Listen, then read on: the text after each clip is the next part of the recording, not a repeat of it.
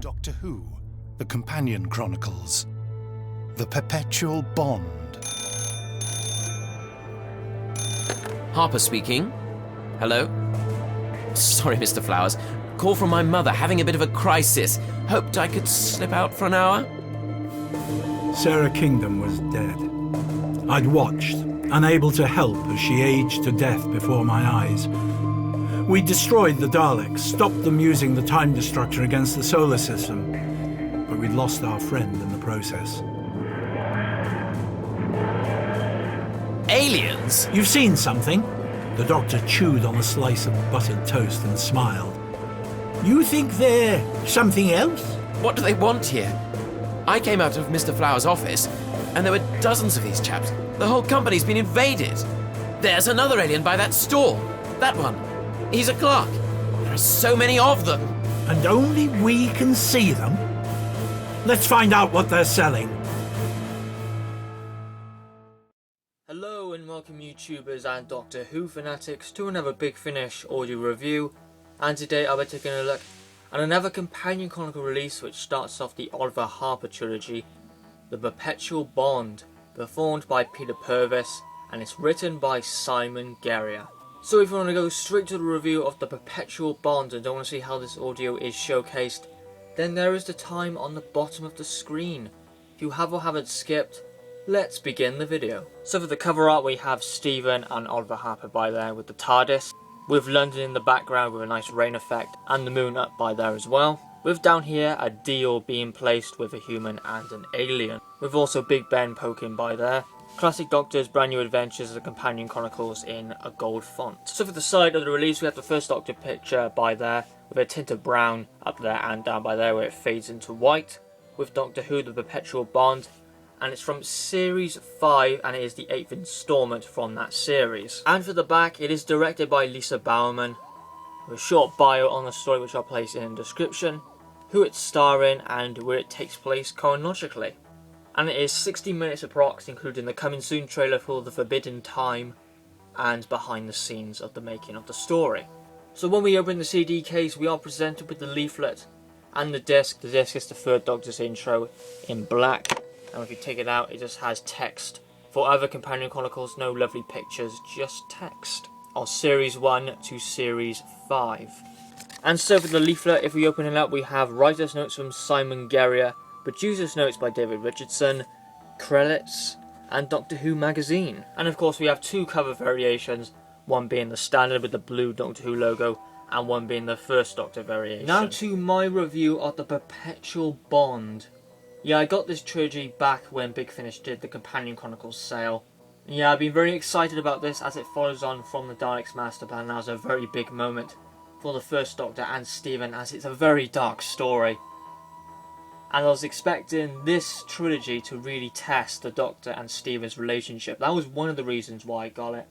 Another reason is it's by Simon Guerrier, who is a really good writer. Like the Yes Men, that just blew me away. And The Locked Room, Founding Fathers, he's just had brilliant stories.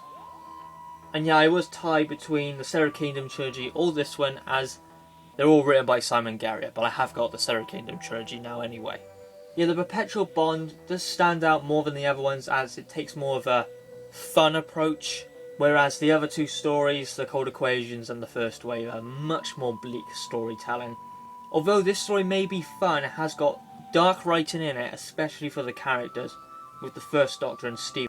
So to the summary of the story, it takes place after the Daleks Master Plan, where Sarah Kingdom, well you should know, did die in that story from the Time Destructor.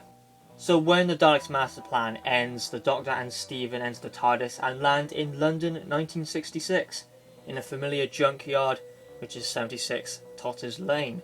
And that's where it all began, the same place where an unearthly child started. So the Doctor was thinking about trying to find Ian and Barbara, as the Doctor thinks this is a sign of kindness, and he wants to apologise about, well, basically kidnapping Ian and Barbara. But they do get sidetracked, but something very strange that they have noticed, which is an alien. And it would be odd because everyone else would have noticed the alien, but only the Doctor and Stephen can see the alien, and no one else in 1966 London. Yeah, the banks are in a terrible state, and this alien power has done, well, a perpetual deal with London. And perpetual means it's like a deal which lasts long term or a lifetime. So that's all I'm going to go into the summary of the story. I'm going to leave it there. Now let's dive into the review, the in-depth review, part 1 to part 2, then characters and performances and an overall opinion. So then, let's begin the review. So to the start of it, has a really good pre-title sequence, and it starts with Oliver Harper, while he loves his job as he works in the trading exchange. And it looks like he's done something which he isn't very proud of, and he is wanted for a certain crime, and we don't know what it is. And that gets focused when the story progresses. And also with the villain, who is Mr. Flowers. And already, right from the bat, Oliver Harper is very interesting of a character, and I like him immediately, so that's a good sign. Yeah, the pre-title sequence I really like with Tom Allen, Oliver Harper, that was just a brilliant start for the story and to the trilogy. Yeah, as I said, that I was thinking that this story would test the Doctor and Stephen's relationship, and yeah, it does, and also, it makes the departure of Sarah Kingdom a lot better, because it does a scene with the Daleks master plan where, well, Sarah Kingdom is dead, and it's a very powerful scene with brilliant and beautiful music. Yeah, it's a very striking scene, that is. It feels like it's a lot more impacted in this story. And yeah, that really did damage the Doctor and Stephen's relationship. As well, they lost so much in the Daleks master plan. Katarina, Brett, a lot of people died in that story. So yeah, their character relationship is heavily focused in this story and throughout the trilogy. So yeah, the first half of part 1 is a runaround, I would say, when they're spotting the alien. So it doesn't get into the story straight away, but it's rather fun. As I said, this story is quite a lot of fun. And yeah, they do lose the alien and bump into Oliver Harper, who seems to be very nervous. And yeah, they discuss about the possible alien threat, and Oliver Harper seems to know about it, as he saw Mr. Flowers as an alien. And the Doctor, Stephen and Oliver were discussing it. What are they doing? Are they going to be doing any harm? As Oliver Harper's company he works with has been invaded with aliens. And what his company does, yeah, is a trading exchange, where they send goods all around the world, like metal, food, etc, etc. So yeah, at this stage the story is getting ready and the characters do split up. The Doctor seems to be very interested about this person, Mr. Flowers, who is in charge of the trading exchange. So that's where the Doctor goes in the part of the story, and Stephen and Oliver are doing something else, which is rather funny, where Oliver tells Stephen to wear a suit and a bowler hat with an umbrella as well. And Stephen says he feels absolutely ridiculous. And we just have some really funny interactions, and already I love Oliver Harper and Stephen, it's just great. So yeah, Stephen and Oliver go to the trading exchange. And yeah, it does show the listener how a trading exchange actually works, with constant deals, rapid telephone calls going on and on and on, partnerships happening and businesses forming up. And yeah, in the trading exchange, Stephen and Oliver can see multiple aliens. Also Oliver as well, so that's rather interesting. So yeah, we do find out what the aliens are up to with this perpetual deal they have done with London. And yeah, the alien did know that Stephen and Oliver could see his true form, and didn't like Stephen and Oliver to be intrusive into their deal. And now Stephen and Oliver are targets. So after Stephen and Oliver have a part of the story, now we go into the Doctor's part of the story with Mr. Flowers. Yeah, I like the monsters in this one. I believe they're called Fulgurites. And we get some very interesting stuff with the Doctor and Mr. Flowers as the story progresses, especially near the end in part 2. And after that we come to my favourite part of the story, and this is where the aliens open fire on Stephen and Oliver with umbrella energy guns. With fantastic music being played, it reminds me from a 1960s heist film. I forgot who did the soundtrack, I believe it was 2 collaborators who did it. But yeah, top notch. And now this is where some of the dark writing comes into play, which Simon Guerrier has done brilliant with. And this is with the Doctor and Stephen, as the Doctor takes a very unpredictable move which you would not expect the Doctor to ever do.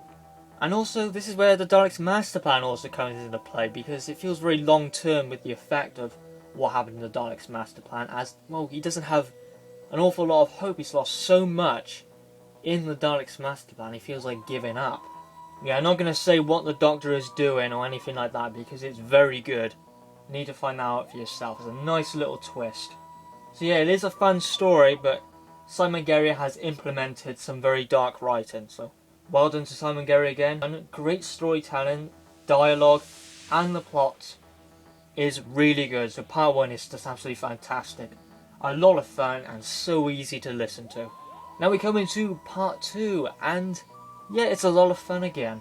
I did wish for another shootout scene, what was going on in part 1. I was hoping for another one of them, but we don't really get that, which is unfortunate.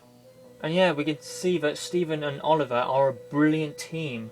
Unfortunately, I can't dive in too much into part 2 because it's very heavy on this perpetual deal. Why the aliens did it. Did the government accept it? I can't go into that, sorry. So I have to be brief with part 2. And also some characters as well. One is called Sir Richard Christie, or the Minister.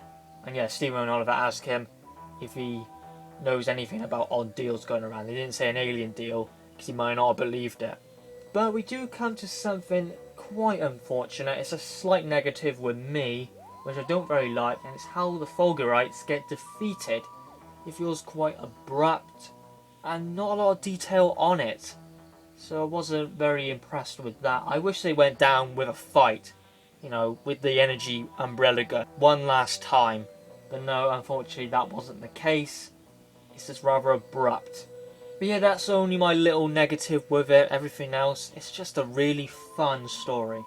So yeah, part 2 is a nice way to end the story. It's a lot of fun, very interesting with Oliver Harper with his secret, which is hinted in this story quite a bit. I won't say any of those hints. And this is heavily focused on the second story, the cold equations. And a good scene near the end, when the Doctor now doesn't want to find Ian and Barbara and say, no, we gotta move on, never look in the past. That's definitely a highlight line. So that was my in-depth look at the Perpetual Bond. Now we're going to characters and performances. So let's start with Peter Purves, who did the Doctor, Stephen, and did the narration. Well, actually, he did a quad role, actually. He played a small line with another character who was a receptionist, but irrelevant to talk about. Yeah, the Doctor's character is brilliant. Looks like he has no hope left. And yeah, it looks like he would let Stephen go as he's lost so much he feels like giving up. So we get some very interesting character dialogue and relationship between the two. And yeah, also Stephen has great dialogue with Oliver Harper and the Doctor, which I have said, really funny moments and also some dark moments. And the narration is really great and well embedded into the story. Doesn't feel disjointed in any way. It feels like it's a part of the story. Next one is Oliver Harper, Tom Allen. So far his character is very interesting and I love him. I love Oliver Harper, he's a great character. And yeah, Oliver Harper is left in the story quite ambiguous, as we don't know what his secret is. I was thinking multiple things what it could be, with the hints we got. And yeah, it will be explored in the cold equations. Brilliant interactions with Stephen.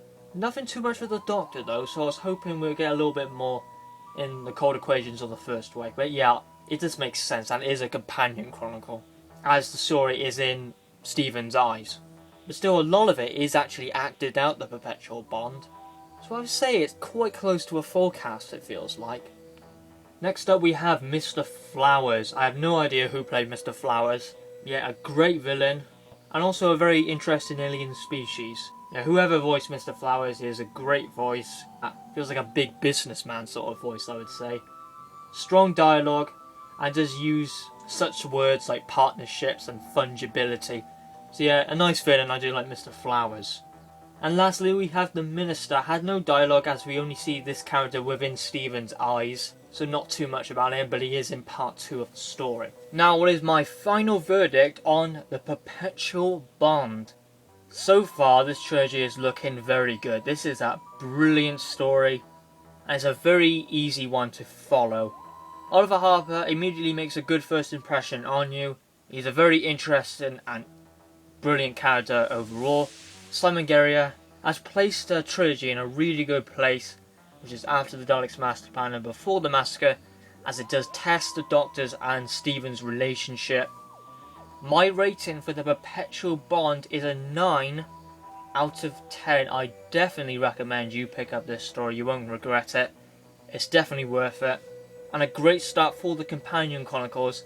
It's a very fun story, got some dark elements in it, and I will bet you, when you finish this story, you want to immediately get the other two in the trilogy, the Cold Equations and the First Wave. Let's see if the code equations in the first wave get even better, and I'm going to be releasing my reviews on those two. I have listened to both of them next week, which is the code equations on the Tuesday and the first wave on the Saturday. So thank you very much for watching my review of the Perpetual Bond. If you're new to TG Productions and enjoy Big Finish content, this is definitely the place to check out, as I have a huge variety of Big Finish on this channel and also coming up in the future. So subscribe if you're a fan of Big Finish and Doctor Who content. I will see you in the next one, which I'm recording actually right after this one, which is Terror of the Sontarans, for the final story in the 7th Doctor and Mel trilogy. Let's see if that one's a good one. And yeah, that one will be up tomorrow on the Wednesday. See you in that review for tomorrow. Goodbye, and have a good one.